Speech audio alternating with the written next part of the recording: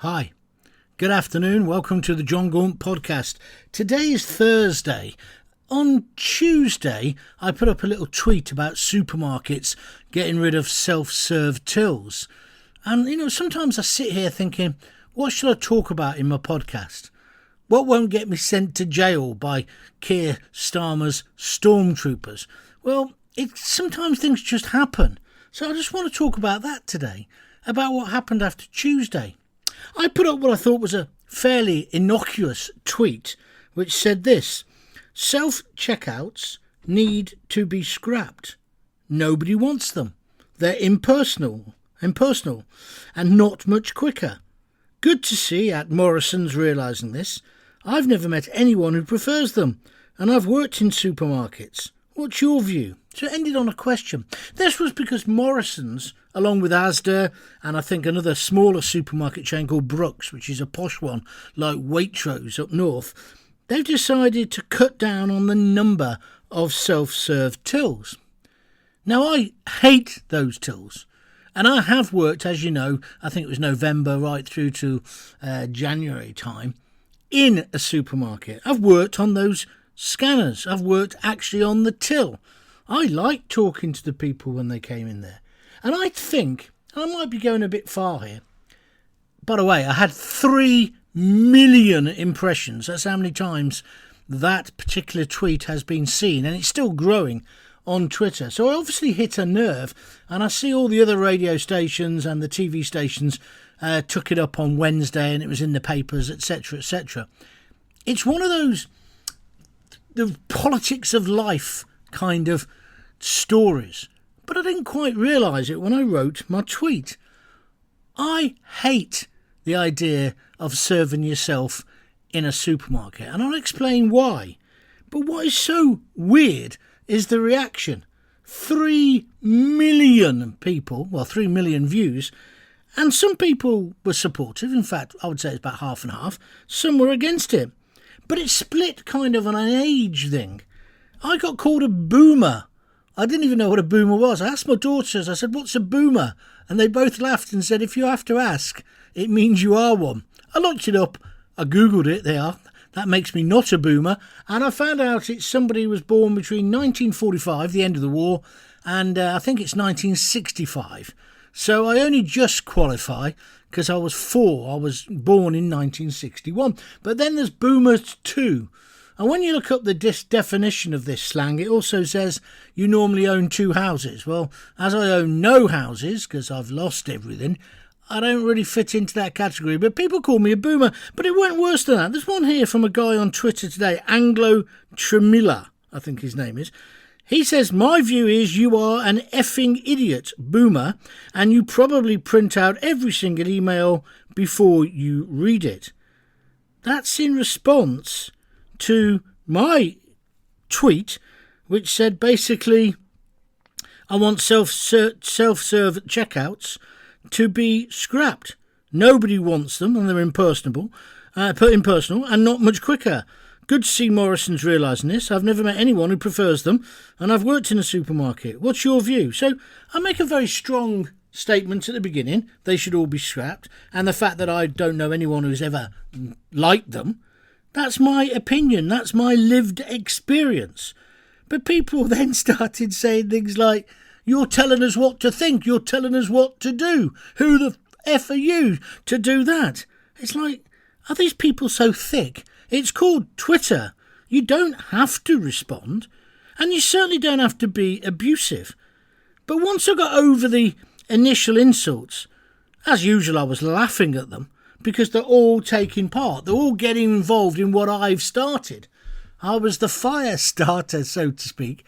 Oh dear, do boomers know about the Prodigy? I actually promoted them, but that's a separate issue. So basically they think calling me a boomer is this great insult. And then you look at their names. Most of them are anonymous accounts. And a lot of them are into, what do they call it? Gaming. Now, I don't play video games. I think the last video game I played was probably either Star Wars, although, not Star Wars, what's the one? Space, you know the ones I'm talking about. You know the ones. Just go across. And then there was a tennis game, and then there was a motorbike game. But I've always found computer games really appeal to the heart of thinking. I'd much rather read a book or watch a great movie. So I'm not part of the gaming generation. But these pillocks are. And they approach, well, it seems to me, I don't know, I'm confused. I can't understand why they get so worked up. You're just old, you can't use a scanner. So then I point out the fact, well, I do know how to use the scanner because actually I've worked in a supermarket and I hated it. I know how to do it. I don't want to do it. I would always much rather go to a till point that was manned or womaned, shall we say. It's normally women working on the tills. And I like having a chat. And when I worked in the supermarket, I loved chatting to people. And then I started getting people saying, when I go shopping, I don't want to talk to anyone. I want to be left alone. I don't want some old Doris telling me her life story. I don't want to stand behind some old hag. These are actual things that people have said on Twitter. It's behind some old hag as she gets out her change to pay her bill. I just thought it was so offensive. And these young people, I presume they're sort of between the ages, I don't know, 18 and 40. Some were a bit older, although I would never trust a bloke or a woman who was still playing computer games at 40. But they think it's a badge of honour. I just think they're ridiculous. I think they're clowns. I think they're pathetic. I think, I'd almost want to chop their hands off, metaphorically speaking, although they won't know what metaphorically speaking means. But, I just think it's grow up, get a life, and certainly get out of mine. Don't start having a go at me and calling me a boomer. I'm not upset by it. I just think it's ridiculous. I just think the whole idea is ridiculous. And they can be all so right on, apart from when it comes to older people. The amount of ageist nonsense I've read on that tweet line, and have a look at it yourself. It's Jon Gaunt, all one word. 3 million impressions, right? I've talked about Keir Starmer. I've talked about the riots. I've talked about freedom of speech. But the thing that got people going was whether or not there should be self-serve tills. Now, I started, as I say, with a bold statement. I'd get rid of all of them. I want to go back to having staff. Why do I want to do that? Well, because I believe that people need jobs. And I've worked that job. It isn't the greatest job in the world. Of course not. It's a minimum wage job. But it's a job. And it's a job that gets you to communicate with people. And there are lots of people, not just elderly, other people as well, who when they go shopping, that's probably one of the only conversations they have. Surely as a society, with the problems we've got now, we should be encouraging and promoting conversation. Not saying, no, I just want to talk to a machine. Now, I will say one thing. I had quite a few people who said they were neurodivergent or had autism or had anxiety issues, and they found going to a shop and speaking to the checkout person increased their problems. So they would rather deal with a scanner. Now, I'm not going to say whether they're right or wrong, but I thought it was kind of odd. Well, if you were that bad, wouldn't you then just get your delivery delivered, your shopping delivered? You wouldn't go into a supermarket at all. And also, if you were, I don't know, difficult or got anxious in meeting other people, surely the answer to that is to confront that anxiety, isn't it? I'd imagine, I'm not sure, but I'd imagine they try to expose you. I know with phobias, that's how you get over it. My mate Brett, who used to do this kind of work, you expose yourself to what the threat is, gradually increasing the so-called threat level till you then get over it.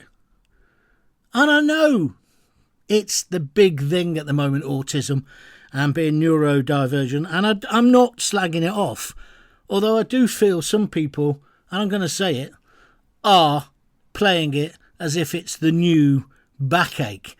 Much easier to say, oh, I'm on the scale, even when you haven't got a diagnosis, rather than just getting on with life and dealing with it. People do this with depression as well. Now, I know people who have suffered depression, and you should never swing the lead on that. I've had a bit of depression this last couple of years with everything I've been through with my illness and stuff. But I haven't been manically depressed. I haven't been so depressed I can't actually get off my arse. Do you know what I mean? And I just feel that some people, not all people, I stress this because otherwise I'll have all the Twitter mob on me again, are some people just using that as an excuse?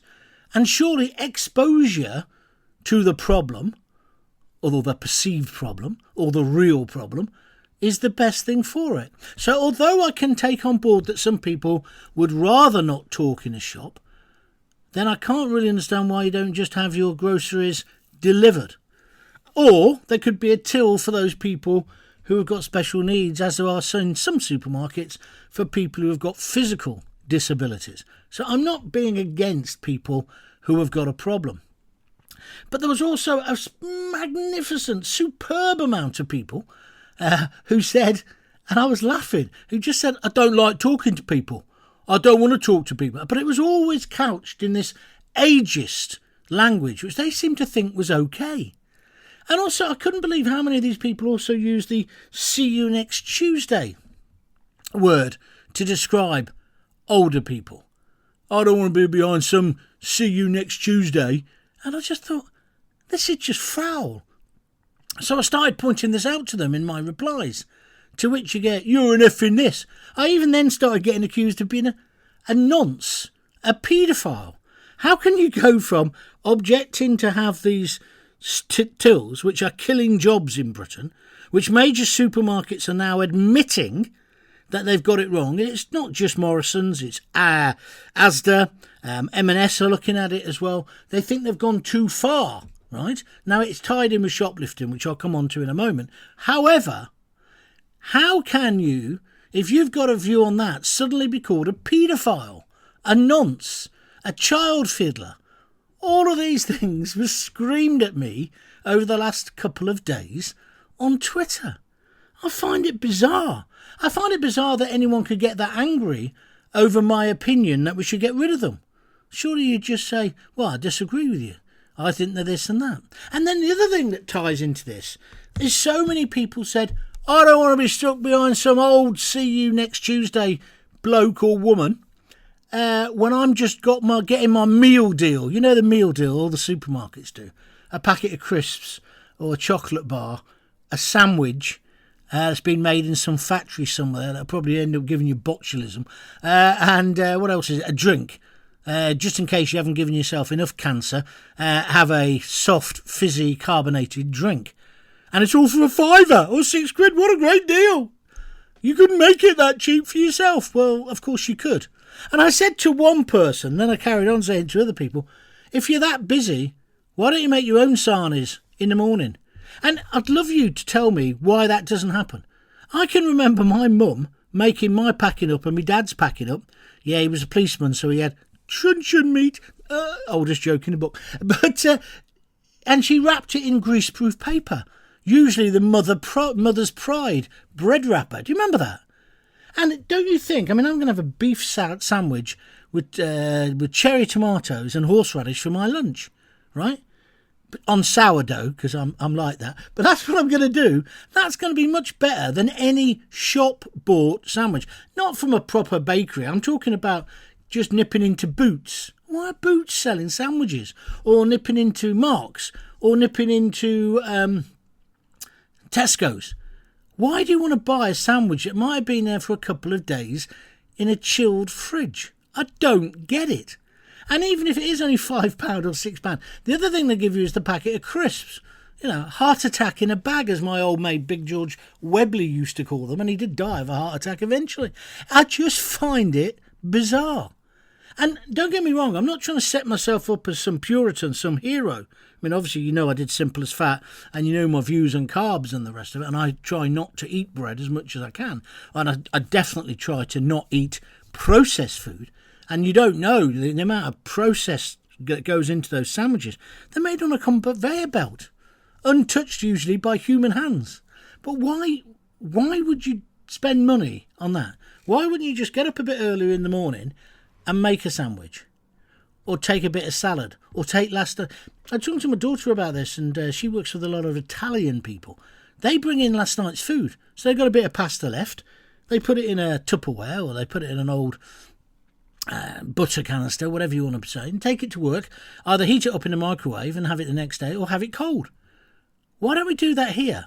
Why do we think it's so important to go to the supermarket and not get held up by some old CUNT, because you just want to buy your 3 products on the meal deal. £6, what great value.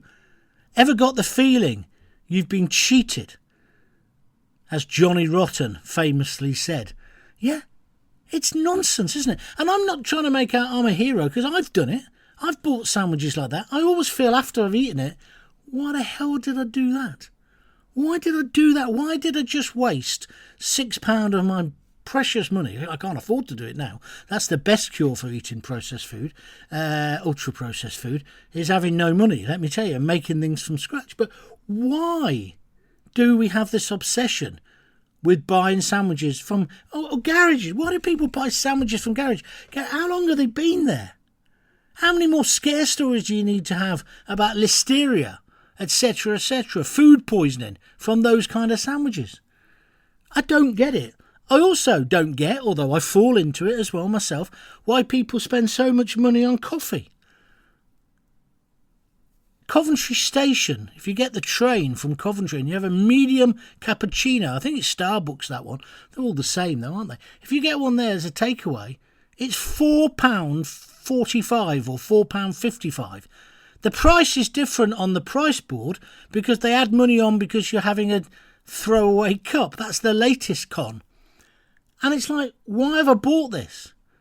Why have I bought this? And if my mum was still alive, she died in 1971, or 73 actually, she would be, I'm glad we had her cremated, she'd be spinning in a grave. What, you pay £4.50 for a cup of coffee, John? Or Jonathan, as she'd call me. She'd say, you are a fool. And she would be right. It's like buying bottles of water. Just fill the water up from the tap. I know there's been scares with cryptosporidium, but on the whole, British tap water is better than bottled water. Of course it is. How long's that been on the shelf for? Has it been refrigerated? Has a cat or a dog pissed on top of the crate while it was outside, or a rat? In the supermarket I worked in, there were rats everywhere, even though they had a rat man and they had poison down. Why do we do this to ourselves? Explain it to me. Please explain it to me, Generation Z. Is it Generation Z? The new generation? There should be Generation Duh. They're thick. These people are thick. They're incapable of keeping more than one thought in their head at any one time. And they just come out with sound bites. You're a boomer. They don't see any credit in somebody being older than them, maybe having more experience. Maybe I'm hung up about this at the moment because I've found incredible ageism when it comes to trying to find work. In this broadcasting industry, 3 million impressions I got yesterday. I know how to do it. I know how to get people to react. Some people don't like the way I do it. But boy, can I get people to react. Can I get a job? Can I boogery? Right? But I'm doing my own podcast, so don't feel sorry for me. I'm quite happy doing what I'm doing. But I wouldn't mind a nice payment for doing a radio show or a podcast or something. Especially when I can get the reaction and I listen to people who just haven't got a clue. I heard a bloke who was on the BBC. He was talking about Dunblane. When that terrible tragedy happened up in Southport, he said, oh yeah, the last time we had a mass knifing, it was Dunblane. I thought, you what? It wasn't a knifing, it was a shooting. That's what Thomas Hamilton... It's just these people are ill-informed buffoons. That was on the BBC, so maybe I should have expected it. I don't know. I just find it odd. And why do they think they can use the C word so liberally? Yeah, they call people like me a boomer, but it was our boomer generation, the women in particular, who brought about feminism, who brought about equality for women, who brought about equality for gay people, lesbians. That was our generation, the boomers. But somehow we're terrible now. And our attitudes are old-fashioned. What are they? See, my attitude, I looked up boomer, and it's people with conservative views, tick, that's me. People who believe in family, tick, that's me. People who want to look at education, people who want to work, all those things. Well, They're all positives. They're not negatives, are they? Whereas this generation, do you remember a few weeks ago they talked about bringing in national service? I think it was Rishi. I saw loads of Generation Z, or Generation Duh, basically saying, I ain't going to do it. They can't force me to do it. I'm not going to give up a weekend, so many weekends a year to do that. I'm not going to join the army. And it's like, no, it's not just the army. Do other things. It's the Kennedy thing. Don't just ask what your country's going to give you. Ask what you can give your country. The idea of service. But these kids, no, not just kids, as I say, they'd rather be on their computer games. And I see the O-level and A-level results. They don't call them that anymore, you know what I mean? GCSEs and the rest of it are out. And congratulations to everyone who's done well. And I know it's hard, I know it's stressful. But you'll probably get a university place if you want one, because they give them away nowadays like Smarties. But what you need is work. And will you get work after that?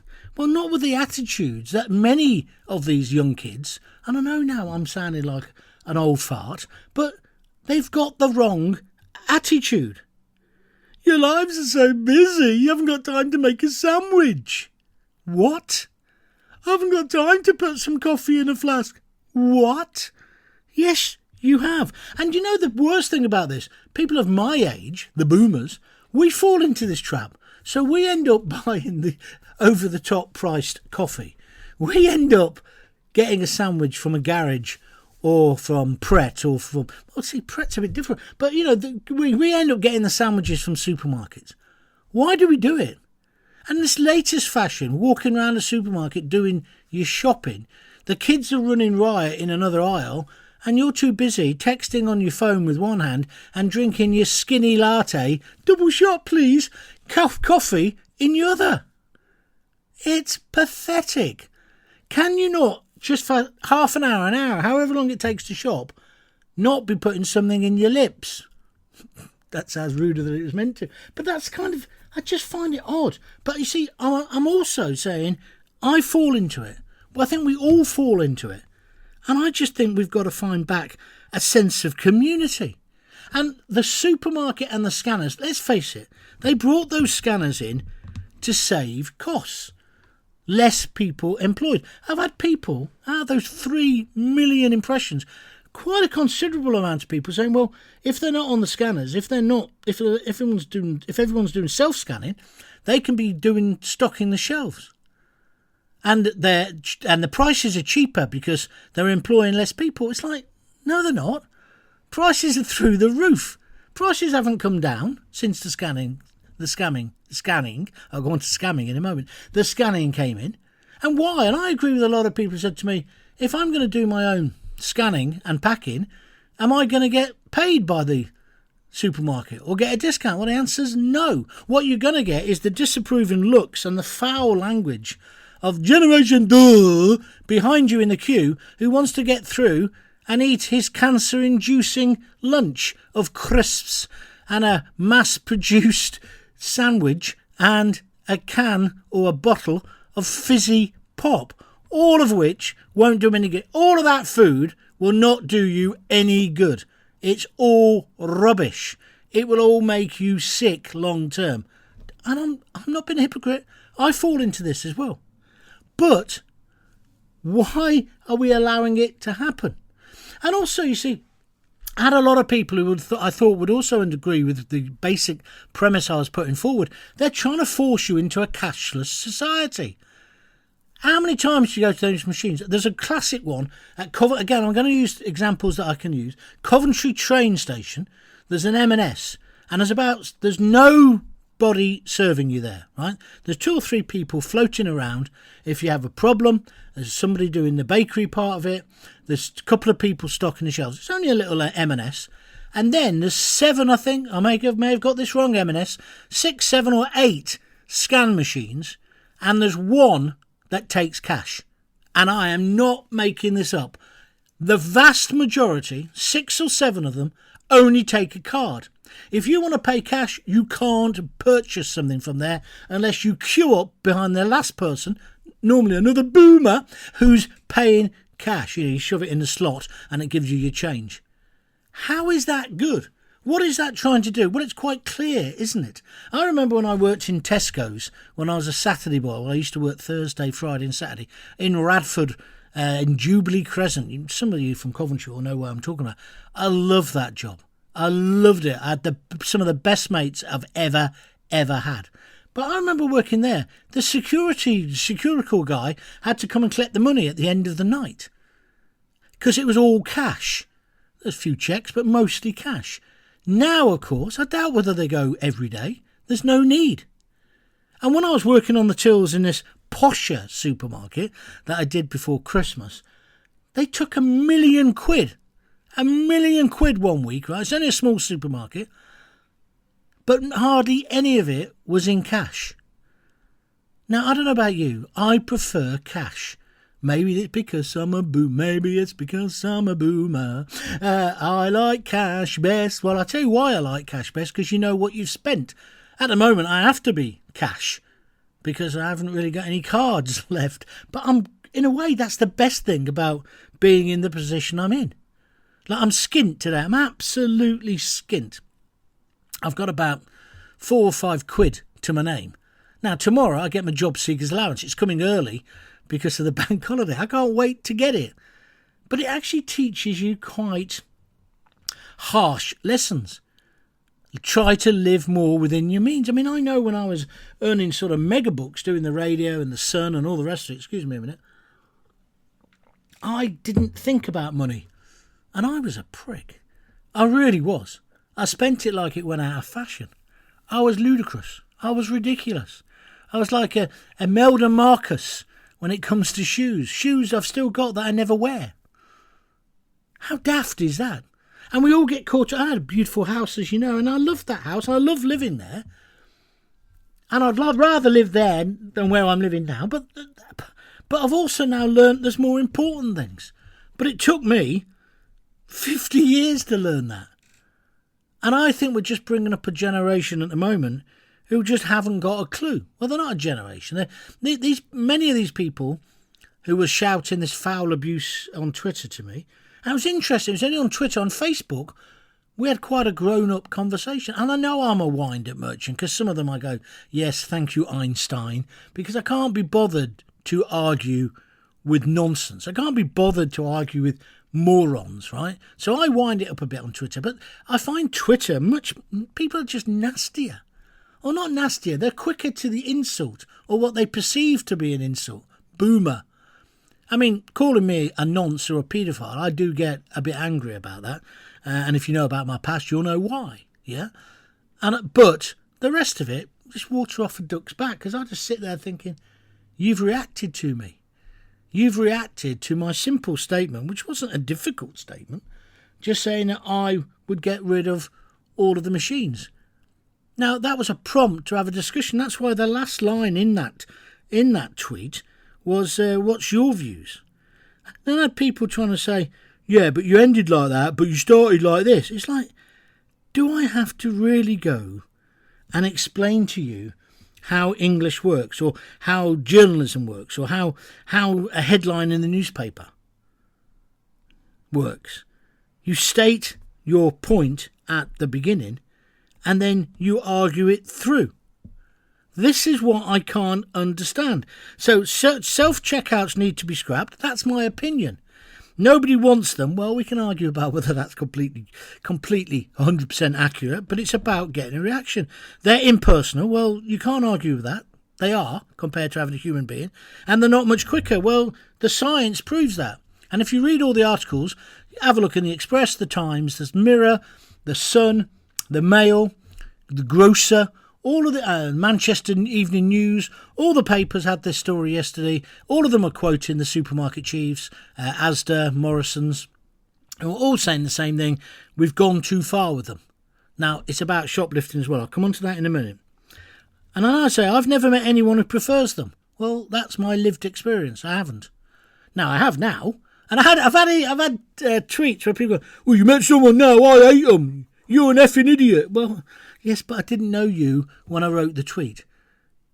This is a bit like people, when I was on the radio, people would come up to you and say, oh, John, you know we were talking about such and such. And I'm thinking, I've never met you before. What you on about? And then I realised it's something that I said on the radio. And then I realised they didn't bother. Sorry, they didn't bother. They didn't phone in or text in. They just heard it and they had an argument with me in their head. I'm not putting them down. That was my skill. My skill was I could make people feel they were part of the conversation.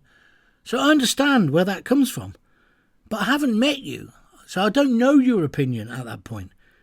And then I say, and I've worked in supermarket. It should have been in supermarkets. So I missed an S. I apologise for that. Then I finish with a question. What's your view?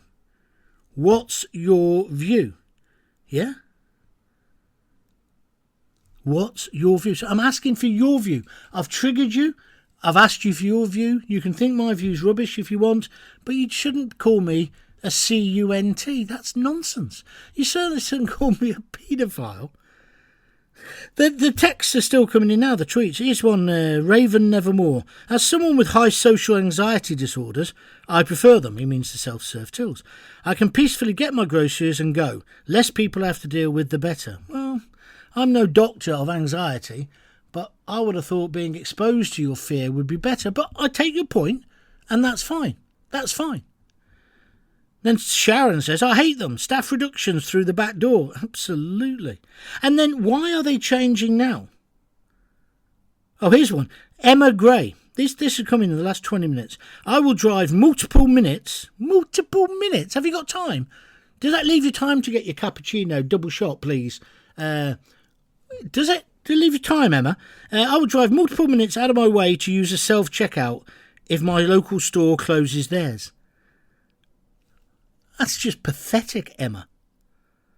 Then Moses makes a good point. Nah, keep them. It's a great way to only pay for half of what you want. Now, my suspicion, you're right, by the way, I used to watch this. I used to sit on the till in this supermarket that I was working in before Christmas. I used to watch them in the self-serve. There'd be six, I think there's 6 or 8 of those machines. I think two of them took cash, but the majority of them only took cards. And there'd be one person looking after it. One person. That's how they save money, the supermarkets. One person looking after 6 or 8 customers at a time. And I was told, the idea is you've got to make them feel as if they're valued. Well, they'd be more valued if they went through the customer aisle, wouldn't they? To a till person. Anyway, regardless of that. Or why don't we go back to having 10 items or less, or 6 items or less tills? So you can only go through. I mean, on the cigarette counter, the lottery counter, you could only come with a basket. Some people sometimes came with a trolley. If you weren't too busy, you let them through. But it was meant to be just a basketful. But anyway, going back to this, I used to watch the self-service thing, yeah? And you could literally see people scan one for me, one for you, one for the supermarket chain. I won't say what the supermarket chain was. It was a posh one. The nicking was out of this world. And then add into that, let me just tell you what the other thing is, and I know this is true in other supermarkets. They told us never to challenge a shoplifter.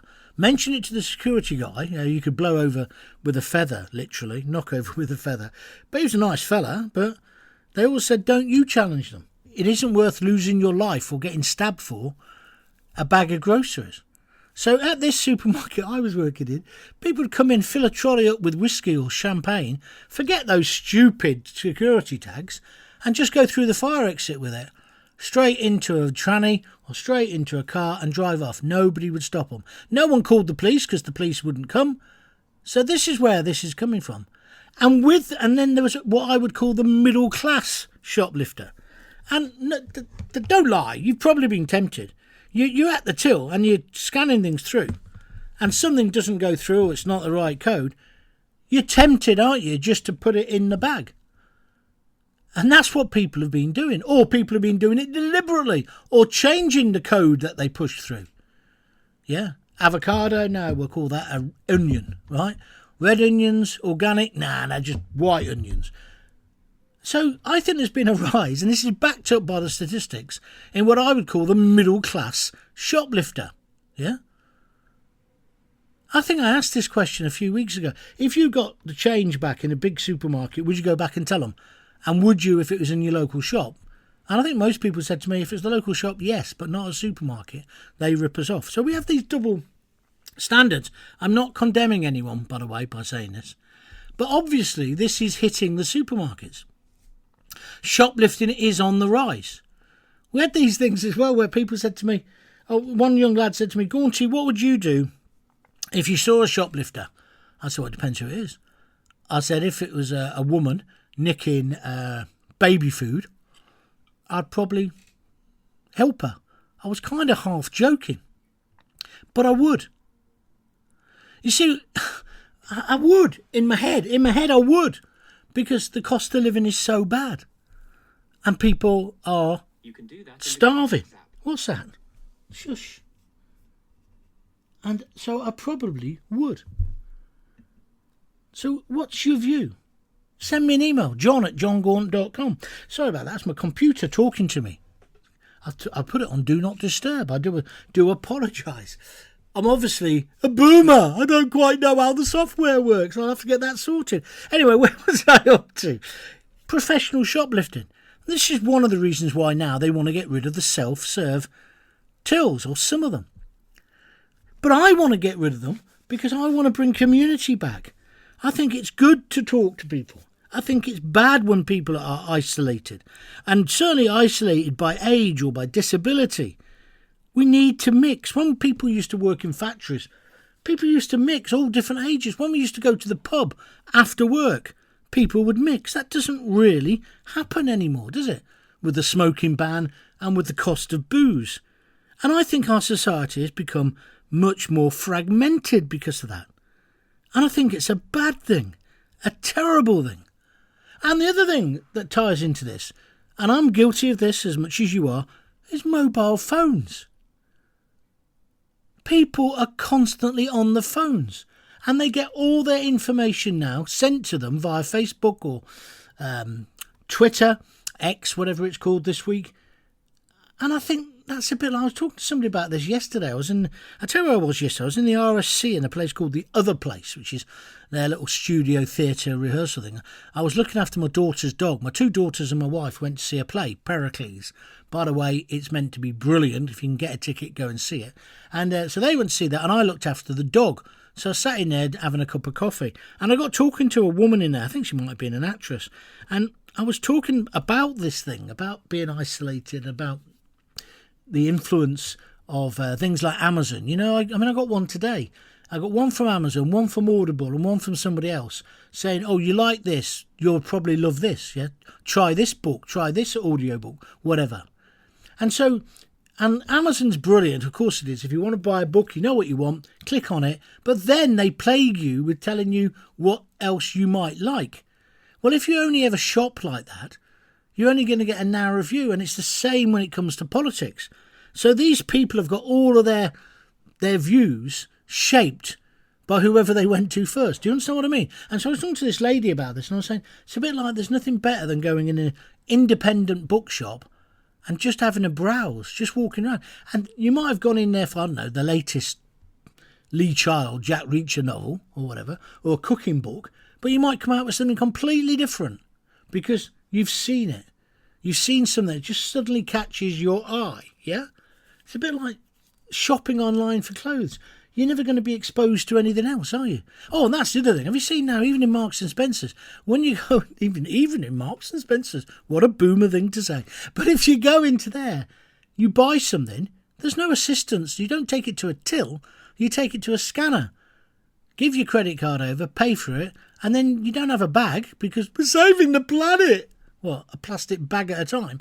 They don't even give the choice to buy one. So you get where's the customer service? Where's the interaction? Where's the community? And I think that's where I was coming from. And I was talking to this woman about it, and she was kind of half agreeing and not agreeing with everything. And we were having a proper chat. I don't even know who she was. I don't even know her name. But I must have talked to her for about half an hour. And she said some interesting things. And I hope I said some interesting things to her.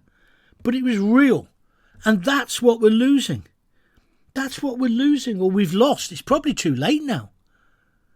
But people's whole views are set. It used to be newspapers who could do this, but are now set by whichever echo chamber on X or Facebook they're in. Do you understand what I'm trying to say? And it's like these computer games. These nerds, well, they're not even nerds, are they? They're just social inadequates, yeah? their avatars and their bios are all about how good they are at playing a computer game. Is that your only claim to fame? I know the computer game industry, especially around here in Warwickshire, is worth a lot of money, and I wouldn't decry somebody going, I wouldn't say it's a Mickey Mouse degree to go and learn how to code or become a computer programmer or a computer games designer. There's obviously a lot of work in that. I'm not that much of a gammon. Oh, they've stopped calling me gammon now, it's boomer. But do you know what I'm trying to say? But to have your life dictate, I know people, they sit there for 4 or 5 hours playing games. What's that about? And like they're 30 or 40. Get a bloody life. And then, on top of all this, it seems to me that Generation Do have got this immense sense of entitlement. Like I said about national service, I'm not doing national service. No way. I'm not doing it. I'm too busy. I've got to get a skinny cappuccino, double shot please, a packet of crisps and a sandwich from Woolies. Oh, Woolies is closed, isn't it? From Boots. Do you see where I'm coming from in my logic? It's all rubbish. It's all crap. But their views are just the same. Their political outlook is the same. It's bland. It's uniform. It's one-dimensional. The Palestinian, Hamas, Gaza story. You know, I've met people who are saying, oh yeah, the Jews. It's all the Jews. It's like, what are you on about? It's a bit more complex than that. But they just get things pumped to them within their social media echo chambers. And there seems to be no... It's ironic I'm doing this today when it's O-level day, GCSE day. But there seems to be no merit put on education or reading books. When I was on Talk Sport, that buffoon, Alan Brazil, when I saw I've been to Shakespeare, went to Stratford to see the history plays, he'd just take the mickey. Just in a kind of thick, ignorant way. Oh, theatre's boring. Oh, all of it. All of it? Are you sure, Alan? How much have you seen? Do you know what I mean? And I just felt it was like surrounded by thickos. Literally surrounded by ignoramuses. Because if you learn about, not even learn, if you just expose yourself to it. It's like people say, opera. It's like Freddie Flintoff's boys. Cricket, it's just for snobs. I'll never work round here. Then they get in a team and now they're getting a pride. That's what he's showing. I'm not saying everybody has to love Shakespeare or love theatre or love literature, but sometimes it's good to try and expand your mind, isn't it? Or do you just want a diet of computer games, yeah? But at least I'm not a boomer. I'm sorry, I know I'm ranting on. And then, of course, Starmer, he wants to lower the voting age to get these Generation Do to have vote at the age of 16. They can barely tie their own shoelaces, let alone anything else. That's why they don't understand about the shoplifting, because they don't shoplift razors, these kids. They're too young. They haven't even started shaving. You know, I'm trying... And I just find it depressing. I find it depressing. This is the country of Shakespeare. You know, our great poets. I mean, when kids get excited at school, when they do the war poets, you know, people like Owen, they get really excited because they haven't been exposed to it. I was in this other place, it's called The Other Place, this theatre yesterday, and there was about 50 kids, and they were obviously rehearsing something. I asked my wife later, I said, well, who are they? And she said it was called Next Generation. They're a bunch of kids from all over the country who the Royal Shakespeare Company have gone into their schools, they've got an outreach team, and they've worked with them. And some of these kids from pretty bad or poor backgrounds, they get together in the summer for like a summer school. And I can't remember what Shakespeare they're doing. They're doing one of the... I don't like the comedies, but they're doing one of the comedies. And I just thought, that's brilliant. It's a bit like the Belgrade Youth Theatre. I was in the Belgrade Youth Theatre, which was in Coventry. And at the time I was there was a guy called Lawrence Boswell. He was one of my contemporaries. He went on to be a director, a very famous director, a very good director. Clive Owen, name drop. A guy called Perry Costello. Loads of people. Some of them went on to become professionals, either actors or backstage or whatever, and some just went into ordinary life. I met one of them who I hadn't seen for years, and I didn't actually recognise him because he was in the sort of the year or 2 year below me. But when he said, "Oh, you're Jon Gaunt," I said, "Yeah." I said, "Oh, why?" I said, "Do you listen, or did you listen on the radio?" He said, "No, I was in the youth theatre with you." And then I remembered him, and we had a conversation. But he's now a plumber. He's a very, very successful plumber, making a lot more money than I've ever made. Good on him. But he was exposed to the arts. And it's all about giving kids an opportunity. Same with Freddie, with the cricket, isn't it? Freddie Flintoff. Those kids, he's showing that they've got potential. Whereas many of the things that they get to do don't show that potential. Don't show that potential. It's almost as if it's a way of keeping them down, keeping them in their place. All this junk food, all this rubbish, all these computer games, all this social media, you're this, you're that. Rather than just saying, actually, well, you are a bit of a boring old fart, Gaunty, but you're quite interesting when you speak about it. I had a guy who was on hospital radio giving me tips, right? So I made some sarcastic comment. It was just an off-the-cuff comment. I said, well, thank you for the tips. You know what I mean? And he said, well, you must have been a crap radio presenter. And it's like, he hit a nerve, if I'm honest. Because it's like, you're on hospital radio and you're saying, I must have been crap. So I said, you know, have a look at me, Google me, and see how many awards I've won and what I've done and where I've worked. But you see, in his mind, because I disagreed with him, because I had a completely different view to him, I was just a wanker. Right? That was the most polite thing that they would have thought of me. Whereas sometimes you have to be challenged, don't you? You have to think, actually, that's not a bad idea. And that's what I'm saying. But some of these people have said, well, I've got anxiety or I'm autistic. I've took that on board. I've been thinking about that overnight. Other people, you know, they're just making that up as an excuse. Other people saying, quite a few people saying, we should bring back the 10 items or less, or 6 items and less, baskets only through the self-serve. I can see that. Other people saying, well, the supermarkets, as I've just said a minute ago, are only doing it to stop the thieving. Well, I think that's a very, very valid point. Somebody else said, well, have you tried Scan and Go? I must admit, I've done it once in Sainsbury's. I didn't like it. Because, again, I felt like I was doing their job for them. But I can see how that speeds up the process. You know, the ones where you get a little gun thing and you go around the supermarket and you pick what you want and you can have a running total on your mobile phone or whatever, or in the scanner. You can now do it with your mobile phone, Lisa was telling me. Oh, well, fine. It's not for me, but fine. I can understand that. But I still think we need to keep a sense of community spirit. And, you know, people said, you know, lots of these said, well, if you want community spirit, go and talk to your doctor. Go and talk to your relatives. And they were so dismissive of the elderly. Older people than me, obviously.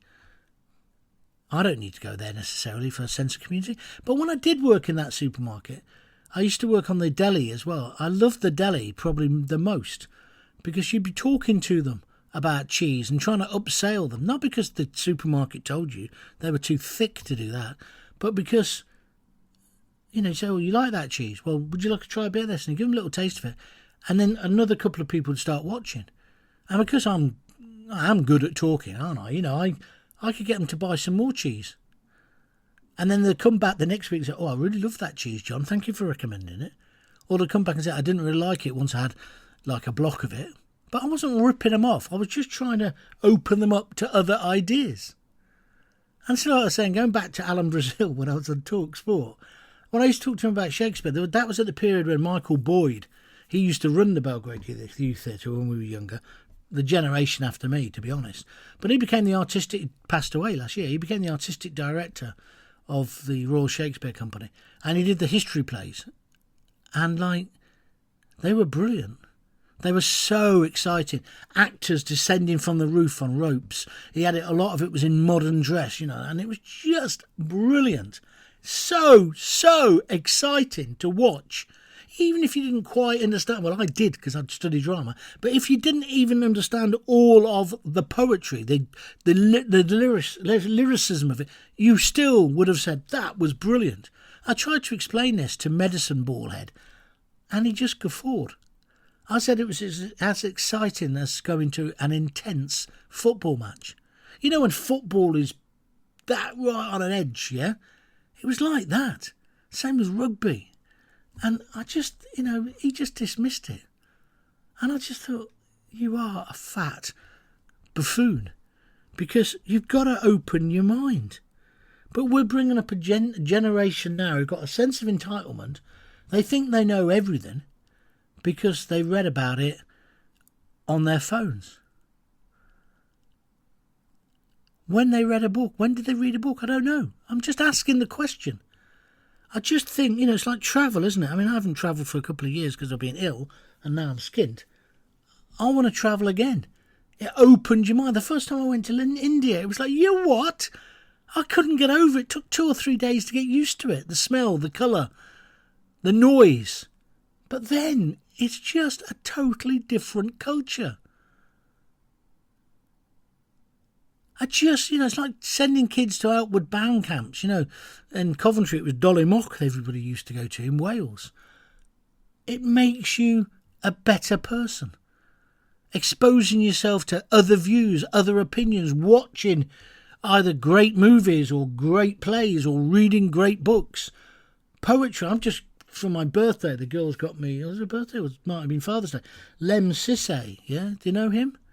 He's from Ethiopia. He was an orphan. He was he was not an orphan, but he was in care. And they bought me this book because I'd heard a documentary on Radio 4 one day by accident when I was driving the car. He's a brilliant, brilliant poet. Expose yourself. Expose yourself to him as much as you would to somebody like John Cooper Clarke, the original punk poet, Wilfred Owen, the war poet. You've just got to open yourself up. And I just think what's happening in our society at the moment is people are going into their own little silos and becoming aggressive, filthy, and just not communicating. And that simple thing about going to a supermarket and standing at the till and paying somebody and the cashier saying to you, you having a good day? What's happening? I met an Italian lady when I was working at this posh supermarket, and one day she said to me, and I didn't quite hear it because of my hearing aid, she said, I was the first customer of this shop 15 years ago when it opened. And I heard her again, I said that again. And she was the first ever customer to go in the shop. And then we got talking, and and I said, but you weren't born here, were you? Because she had a slight Italian accent still. And she said, no, Italy. And then we got talking about Italy. And I talked about my daughter who had lived in Italy and the bit places I'd been in Italy. And then the next week when she came in, that rapport was still there. And I looked forward to seeing her. And I think she looked forward to seeing me. She was about 70 or something. I've one of my great friends at the moment. I'm not going to say her name on here. She's a lady of older years than me. I meet her nearly every day for coffee in my local sort of coffee shop. We just got talking one day, and she's fascinating. She was the head of lots of what was called in those days special schools. She's an expert on neurodiversity or autism, as you want to call it. And she always says to me, I always liked working with the really bad lads the most. And she's fascinating. Absolutely fascinating. And some days we'll talk about nothing. We'll talk about her dogs. Or I'll moan about my domestic life. Or I'll moan about something else. Or she'll say, what are you writing at the moment? Because, I've been writing this book, which I've finished now, by the way, and I've doing the film adaptation. Or she'll say, what else are you thinking of doing? I've told her this new play idea I've got, which is about being dead. I'll go into it another time. But I'm going to put it on with my mates, I think. I'm just going to do it. I used to just put plays on. And why can't you do that now when you're 63? You did it when you're 23. You had bollocks then, John. You didn't care. You just did it. And I've got all the contacts. People are giving me rehearsal space, give me places to do it. So I'm trying to write this thing at the moment. It's about, without being too pretentious, it's I don't know if you've ever seen Huis Clos by Camus and Sartre, and the whole idea is that hell is other people. These people are in this room and they suddenly realise they're dead. And I kind of want to do a modern version of that. I know it sounds bonkers, but that's what I'm working on at the moment. And it's challenging me and making me think and making me look at things in a different way. And when I get a couple of guys together, because I want it to be a man's play, I want it to be about men and pressures that men live under. When I get to work with the guys on it, I'm sure they'll add things and they'll challenge me. And I just want to be challenged. That's what I used to love about, particularly BBC Three Counties Radio when I worked there, and when I worked on BBC London. I liked the fact it was challenging. Do you know Talk Radio, if I tell you the truth, when I was on Talk Sport, it was just a piece of piss. But it was nonsense because there was no real journalism. Because you had nobody to back you up. I had a great producer, as you know, Sean, and a guy called Laurie, but you had no real backup production. Whereas at the BBC, you had millions of people who could do bits of journalism for you, or do the research, and that made it better, and it made you challenged. And also you had the BBC rules you had to try and keep in, which I wasn't very good at, but you had those kind of rules and parameters. My mate Chris, who worked with me at The Sun, he said that's when you were at your best, he said, at BBC London, when you had to push up against those rules but still get your views out. And I think he was right. I think when I had my own Talk to Me radio station, and maybe in my podcasts as well now, I can just do what I want, and it's not necessarily the best thing. You need to be challenged. But challenged intellectually, not by somebody saying, you're a nonce, you're a pedo, you're a C-U-N-T. That isn't challenging. Loads of people, those 3 million impressions, that's people, looked at what I'd written and then reacted to it. Many of them, they just say, you're wrong. It's like, well, that's not really adding to the intellectual debate, is it? People talking about, I've got anxiety, so going to a till's a really big thing for me, John. That really made me think. I didn't comment on Twitter about it because I wanted to think about it overnight. And I take that on board. I take on board the autism part of it as well. But I don't take on board somebody saying, I don't want some old Doris, dropping her false teeth in front of me and saying just abusive stuff. I don't want that. I don't want to do that. And at TalkSport, it was very much like that. It was very much like, there was no intellect, myself included, if I look back at it now. It's just not the way, I hope it's changed. I mean, I don't know if it has. I see some of the things about growing concrete and I despair. But you know what I'm trying to get at here? I just want us all to talk. I just want us to talk, converse, argue like hell, widen our experiences, open our minds to new ideas. And, that's a bit like the way Twitter and X and this whole debate about Brexit. It started with Brexit, then it went on to COVID, and now, I've still got people having a go at me saying, your views on COVID, yes, we will never forget. It's like, grow up. Grow up. I had a different view to you. I could argue my view, but grow up. And then you see these debates, don't you, on telly now, and you think, you listen to them on the radio, and you think, no, let's get to it. Like, let's stop the boats. Yeah, okay, nice idea. How are you going to do it then? And what do we do with the people when we have stopped them? And how do we, no wonder things turned to violence. This is why I've been slagging off Keir Starmer. I agree with him that if you chuck rocks at the police and if you threaten and if you go into a hotel and you're going to burn it down when there's people living there, you got to go to prison. Custodial sentences, yes. And if you incite violence, well, they've got to look at a custodial for that as well. And by the way, they're not his sentences. He's just making sure it happens quicker. The sentencing guidelines haven't been changed in the 6 weeks while he's been in power. So he's only doing what's there. But my criticism of him, I go back to the Tony Blair thing. Tough on crime, tough on the causes of crime. Well, he's been very tough on the crimes, and I applaud him for that. But I don't applaud him for not wanting to understand why it's happened. Because if you don't understand why it's happened, and I'm not saying that every thug, because when you look at the thugs, they are like from Central Casting, aren't they? When you see the ones who are being sent down, most of them, but they are from that kind of Central Casting of thuggery. But not everybody's out of the protest. That's why it worries me. If you go on a protest, you could get caught up in this. That's scary as hell. And it's a bit. I'm going to go back now to the money. When I was arguing yesterday and the day before about not wanting these self-service tills, because where you just use your card, they are trying to get you to go cashless. That's what they want.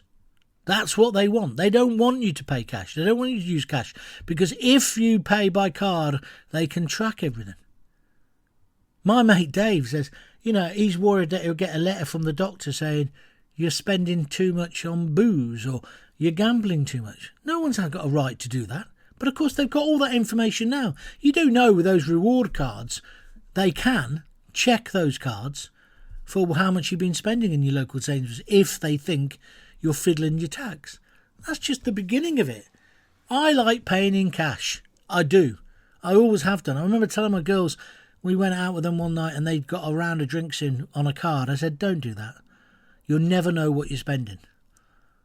Mind you, they're not the ones who are skint, are they? They've done well for themselves. Not like their stupid dad, but that's because I'm a boomer. But you see where I'm coming from? I just want us to talk. Now, if you've been listening to this podcast today and you think I'm talking absolute nonsense, don't just do something on X that says I'm going to see you next Tuesday. Don't say you're wrong. Try and have an argument with me. And when I say argument, I don't mean aggression. I mean try and add to the debate. Or get in touch with me on Facebook. It's Jon Gaunt, no H, Jon Gaunt. I know I've got a ton of emails I'm meant to be reading out, but today, I'm sorry, I've just got a bit carried away with this concept that I'm trying to get over, that we're becoming more and more ignorant. And what we need to be, maybe we need to be more like boomers. We need to be seeing the possibilities of what we can be. Because don't forget, it's the boomer generation who gave you feminism. It's the boomer generation who went to the moon. It was the boomer generation who are the lead in gay rights.